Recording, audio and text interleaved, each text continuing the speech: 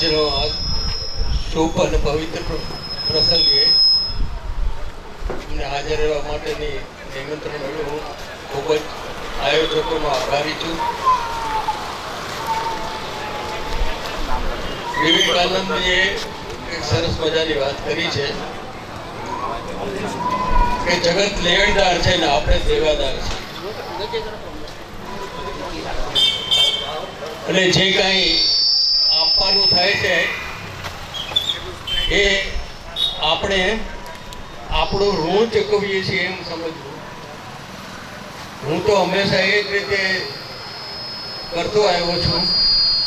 જ્યારે પણ ક્યાંય પણ આ રીતે મદદરૂપ કે ઉપયોગી થવાની કોશિશ કરું છું ત્યારે મારું નામ લખાવતો નથી. હંમેશા કૃષ્ણાર્પણ એક મુખ સેવક તરીકેની મારી આ મદદ હોય છે. અત્યારે પણ મેં એ જ રીતે રકમ લખાવી એક મુખ સેવક તરીકે. આપણે એકબીજાના ઋણમાંથી મુક્ત થઈએ છીએ. ઈશ્વર આપણને એક વસ્તુ બહુ સ્પષ્ટ છે કે ક્યાંય પણ નહીં, પણ ઉપર કુંભેડ છે એમાં તો અચૂક જમા થઈ જ જાય છે, અને એનો બદલો આપણને આ જન્મમાં કે પછીના જન્મમાં ગમે ત્યારે મળીને રહે છે. આપણે જે કંઈક આવું સત્કાર્ય કરીએ એ ઈશ્વર પોતાની ઉપરનું ઋણ સમજે છે, અને એના ઋણનો બદલો આપ્યા વગર રહેતો નથી. કોઈ પણ સંજોગોમાં ઋણનો બદલો એ આપે જ છે, અને એ અત્યારે સુખદ પરિસ્થિતિ હોય એ આપણા આગળના પુણ્યનું પરિણામ છે એમ સમજવું, અને એ પુણ્યનું પરિણામ આપણે વધતું જાય એ માટેના કોશિશ કરતી રહેવી, એ વેડફાઈ ન જાય એ માટેનો પ્રયત્ન કરવો. સાધારણ રીતે એવું થાય છે બહુ સુખદ પરિસ્થિતિમાં માણસ પૈસો આવે, પદ આવે, કીર્તિ આવે, બધું એ પછી ખીચામાં રહે ત્યાં સુધી સારું છે. મગજમાં ચડી જાય છે ને ત્યારે મુશ્કેલી થાય છે, અને એને કારણે માણસો ત્યારે બહુ ખરાબ રીતે પોતાના અભિમાનથી ઘણું આવી જાય છે. એને કારણે એ જ્યારે આપ ભેગા કરતા હોય ખરેખર છે. અને ઈશ્વર આપણે માણસ તરીકે આપણે કોઈ એકાદા ભૂલ થઈ ગઈ હોય તો એ ભૂલ તેને ફરીવાર નથી કરતા, આપણે સુધારી લઈએ છીએ. ત્યારે ઈશ્વર તો પોતે જાણે છે એને ક્યાંય ભૂલ થઈ ગઈ હોય ના, એની કઈ ભૂલ થઈ ગઈ હોય કે આ માણસ બનાવવાની આની ભૂલ થઈ છે, એને બીજા વર્ષે બીજા જન્મે એનો સુધારો કરી જ લે છે. એ માણસને એ આપણે ઈશ્વરના મનમાંથી ઉતરીએ નહીં એ માટે આપણે જીવન હોવું જોઈએ એવી મારી નમ્ર વિનંતી છે. અત્રે ભાગીરથી બેને અંતરથી આશીર્વાદ આપી દીધા છે, એટલે એની તબિયતના હિસાબે તેઓ બોલવાની ના પાડે છે. પણ એક સારા શિક્ષિકા તો હક છે જ હતા અને છે અત્યારે પણ, કારણ કે એનું શિક્ષિકા પેન્શન આવ્યા પછી એની ફરજ શિક્ષિકા જેવી જ અમારે ત્યાં બજાવે છે, એટલે એમના તરફથી પણ અંતરના આશીર્વાદ આપે છે. ખાસ તો આપણે આ મંડપમાં દિલીપભાઈ બી જલાણી અને મહેશભાઈ મટુલાલ મસરાણી એ પણ આપણને ખાસ આપણને ઉપયોગી દરેક વખતે થવાની ભાવના કરી છે, તો એમનો પણ આભાર. અને સાથોસાથ આપણને પ્રસિદ્ધિ કરવા માટે એમવર્ડ મનોજભાઈ અત્રે આવ્યા છે, એમનો પણ હું એક આભાર માની અને મનોજભાઈનું સન્માન કરવા માટે હું મુનાભાઈને વિનંતી કરીશ કે તેઓનું અત્રે મનોજભાઈનું અત્રે સન્માન કરશે.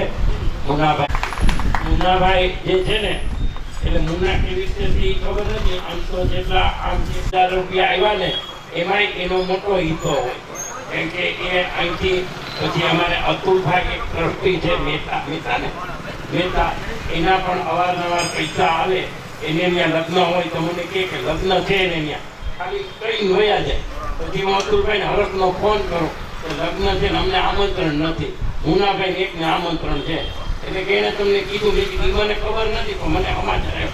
તરત કંકોત્રી આવે અતુલભાઈની, આપણે આશીર્વાદ મોકલીએ. એ મુનાભાઈ કંકોત્રી લઈને એની આશીર્વાદ લઈને જાય અને 51,000 રૂપિયા લેતા આવે. એટલે આંગળી ચિંતાનું ખૂન ઘણું કરે છે, પોતે કરતા હોય પણ આંગળી ચિંતાના પૂનમાઈ પણ સાક્ષી હોય છે. એટલે મુનાભાઈ આ રીતે અવારનવાર આપણને મદદ કરતા હોય છે. એવી રીતે અમારા સુરેશ દેખાય ને એનું નામ અમે ઓરિજિનલ વૈષ્ણવ સંપ્રદાયમાં બાવાએ ગીટડી પાડ્યું. અમારે પ્રવીણભાઈની શરૂઆત થઈ હતી એટલે બાવા આવે ને તો એ કે ગીટડી અહીંયા આવ. પછી બાવા કે પછી હું કહું કે આ ગીટડી કરો પણ આને અહીંયા છોકરાના લગ્ન થઈ ગયા. હવે તો મૂકો નામ પણ અને પાછો જેટલો બાર ને આ મુનાભાઈથી વધે હો. હા, એ ગમે ત્યાં પ્રસંગોના આપણને ઉપયોગી થવાની ભાવના વાળો ખરો. એમાં કોઈ નીતિનભાઈ એમને ઓળખતા હોય ને કે ધંધાદારી હોય ને એટલે એને ઓળખી જાય. ઓળખી તો બરોબર કીધું જ ને. એટલો જંદર છે કે નહીં કે વધારે સાચું છે. જો મારી કરતા વધારે એટલે ખાસ પુનઃ આજુબાજુ વાળા જે પણ જય ભોજનરામ મેડિકલ પછી આપણે આનંદ કારણ કે રાઈટ લેવી હોય કાઢવી હોય તો તરત આજુબાજુ વાળા દરેક સહકાર આપે છે. ચા પણ હવે આવી ગઈ વગર પૈસા આવી ગઈ ખબર નથી પણ પૈસા અમે નથી આપ્યા એ નક્કી છે. એટલે આજુબાજુ વાળા આ રીતે પૂરો સહકાર આપે છે. તો પુનઃ બધાનો આભાર. પણ અધ્યક્ષસ્થાન જેનું હોય ને એને થોડુંક બોલવું જોઈએ. એટલે છેલ્લું ભાષણ એનું હોય અને પછી પૂર્ણાવતી થાય. તો નીતિનભાઈને હું વિનંતી કરું છું, અધ્યક્ષસ્થાન એને જ કહેવાય, એમાં હાલ જ નહીં થાય. થોડુંક ગમે તે અંતરથી જય શ્રી કૃષ્ણ. હું એવું ઈચ્છું છું કે આપણે જે કંઈ કરીએ છીએ એ આ પ્રભુનું છે. આ હું પદ છોડી અને આપણે તો ફક્ત ને ફક્ત ટ્રસ્ટી જ છીએ. આપણે કંઈ દેતા નથી, પ્રભુ કરાવે છે અને કરીએ છીએ. દિલીપભાઈ આવા કાર્ય કરે છે. બેને કીધું એમ એ 101 વર્ષ થાય એટલે આપણે એના ઉજવીએ બધા ભેગા થઈને. બરાબર છે. અને આવી તંદુરસ્તી આપે દિલીપભાઈને અને બધાને એવી મારી ઠાકોરજી પ્રાર્થના. બધાને જય શ્રી કૃષ્ણ. સાહેબે થોડું કીધું મારા માટે અઘરું થઈ પડશે પણ હવે એનું તો પ્રમુખ છે કે એ સ્વીકારવું તો પડે. બરોબર છે. એટલે અત્યારે સ્વીકારી લઉં છું.